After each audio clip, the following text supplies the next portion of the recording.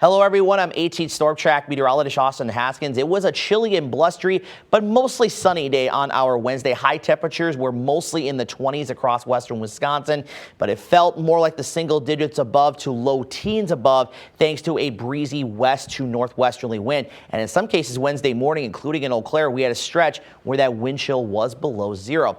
We're not going to have to worry about that today or Friday though, as we are looking at some warmer conditions in the forecast. We are still looking at a very low chance for some light snow on Saturday, mainly in the morning hours. We'll show you the latest thinking on that here coming up. And then after kind of a cold weekend, we're trending milder as we head into next week. So high pressure south and west and to the east and southeast, that's going to give us a south to southwest wind today, coupled with a warm front moving through. That is going to push temperatures up by as much as 15 to 20 degrees compared to what we had yesterday.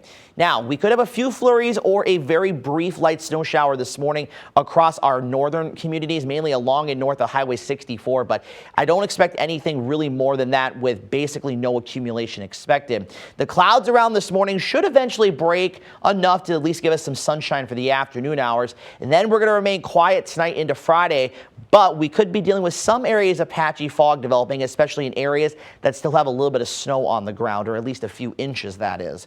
Now, the main story on Friday is going to be another slight bump up in temperatures, but also the wind is going to pick up with that high pressure to the south, a strong low to the north, and this cold front that's going to slide through. Winds in the morning won't be that gusty. It's in the afternoon once that cold front comes through. We could have a few gusts up to 30 miles an hour. Now, I don't expect the temperatures to drop much, if anything, behind the front, maybe a couple of degrees. You really won't see that drop in temperature until we get into Friday night, into Saturday morning, when we're going to wake up into the teens. Some areas north could even see upper single digits for morning lows on Saturday. Then this band of snow tied to an area of low pressure and a stationary boundary to our west is what we'll watch into Saturday. But the latest guidance is actually keeping things completely out of the WQOW area. One of the longer range models does have it coming up towards the I-94 Highway 29 corridor. So we're still going to maintain a very small chance on Saturday, but we will continue to watch trends, and we may either have to drop that chance completely,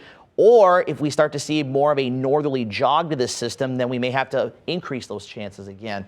But high pressure settling in, though, I think that's going to be kind of playing a big part in keeping that snow down to our south. But that's going to keep the colder temperatures around. Some of us Saturday night could wake up seeing temperatures Sunday morning below zero potentially. So we'll have to kind of deal with that. That small snow chance on Saturday. We also have a very small chance for some precip Tuesday and Wednesday of next week. Right now it does not look like it's going to be anything really too significant, but as we'll talk about here in a few minutes, as I mentioned at the beginning of this video, we may be entering towards the end of next week and next weekend a more active weather pattern potentially taking shape, which won't be a bad thing because we do need a little bit of moisture as we get into March and April. We get closer to fire season. Need to kind of start greening things up a little bit, especially once we get rid of the snow, of course. Highs today across the area, a lot better than yesterday. Mid to upper 30s northeast. Most of us, though, should have at least reached the lower 40s, maybe mid 40s as you get down to the south and west. Tonight will fall back down generally into the 20s.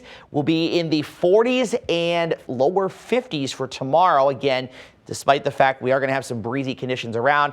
And then the drop in temperatures comes in for Saturday. We drop nearly 30 degrees for high temperatures with upper teens and lower to middle 20s and a light northerly wind. So it's going to make it feel more like the single digits and teens all weekend long. We're down to 3 degrees here in Eau Claire Saturday night. And again, some spots, especially north and in the lower lying areas, could drop a little bit below zero. We're up to 25 degrees on Sunday, but then you notice the nice bounce back in temperatures next week. 37 Monday, 40 Tuesday, 45 on Wednesday, and that warmer air is going to be tied to looking at the upper level pattern, more of a zonal flow taking over from west to east. We've talked about that before. So instead of the air coming in from the north and west, that colder air, it's that milder Pacific air. But the one thing I want you to note here is the position of this jet stream as we get into the middle and end of next week.